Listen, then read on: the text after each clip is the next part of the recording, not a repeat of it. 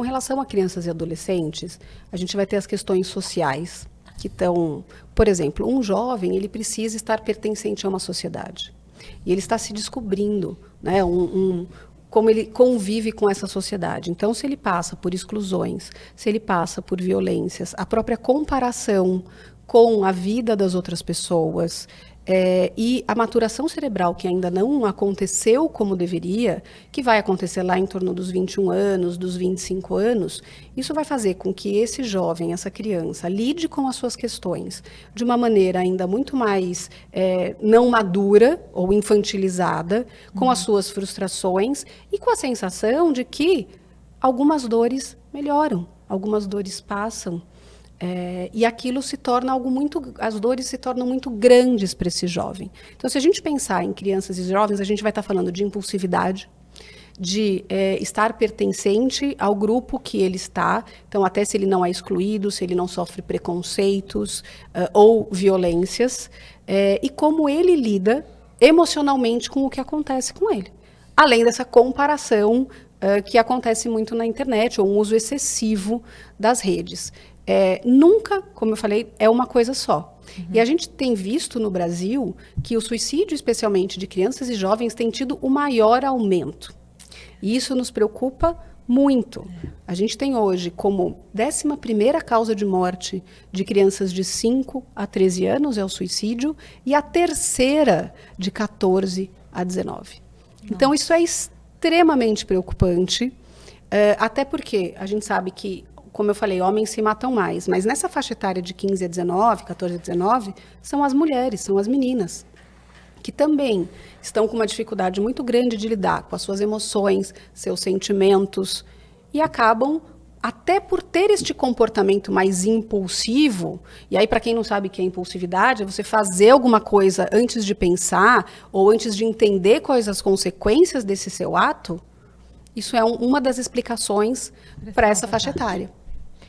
E qual que é a razão de estar aumentando? Por que está aumentando? Por essa soma de fatores, né? E aí também a gente pega o próprio papel de alguns jovens na sociedade, os vínculos familiares e também abusos. A questão de um abuso sexual, violências que ocorrem em crianças e adolescentes também são fatores muito importantes nessa faixa etária. Muitos, se eu não me engano, de uma em cada 5 crianças consegue ser diagnosticada adequadamente para as questões de transtorno mental.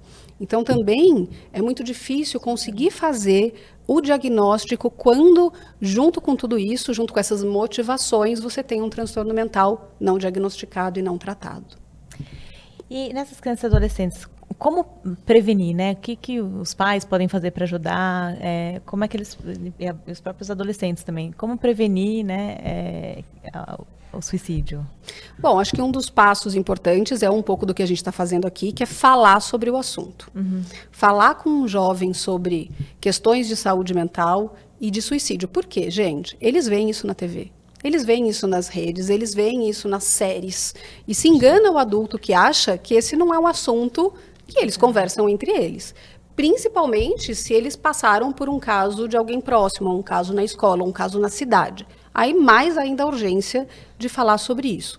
Então, como que a gente previne nessa faixa etária? Então, a primeira coisa é falando, o pai e a mãe perder o medo de trazer esse assunto, e aí a gente perde o medo também com conhecimento, entender que existem sinais que a gente pode observar, nem sempre todos esses sinais são claros ou visíveis, mas os principais nessa faixa etária. Falar sobre morte, postar que não aguenta mais, que quer desaparecer, começar a consumir conteúdos que são mais voltados ao suicídio e não à busca de ajuda, porque tem o conteúdo muito positivo também, que estou buscando uma ajuda, estou buscando uma informação, mas é buscar um conteúdo que possa ser prejudicial. A autolesão, que é quando esse jovem também começa a ter cortes, arranhões e fazer atos que possam ferir a sua pele ou se ferir. Embora a autolesão é diferente de comportamento suicida, tá? Uhum. Porque o objetivo é outro. Diminuição das notas. Mas quem pratica esse tipo de coisa já ganha uma estrelinha. Ganha uma estrelinha. Aquela estrelinha quer dizer, chama atenção, é um grupo de risco. A gente aumenta um pontinho naquele alerta. Uhum. Além disso, então... nossa, até me perdi, desculpa. Notas. Era isso que eu ia falar.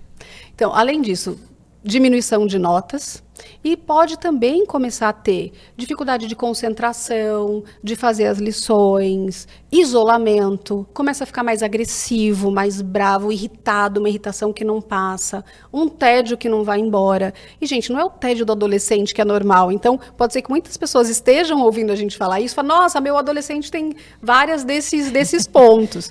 É quando a gente junta esses pontos que, ao juntar esses sinais, percebeu? Faz o quê?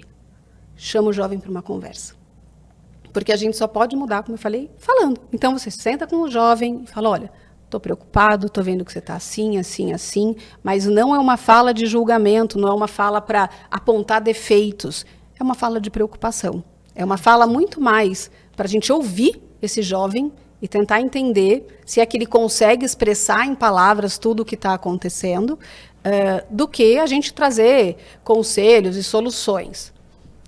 Pergunta para esse jovem, está acontecendo alguma coisa? Tenho percebido isso e isso, ouvi essa postagem, ou ouvi tal coisa, porque às vezes os jovens também vão contar para amigos.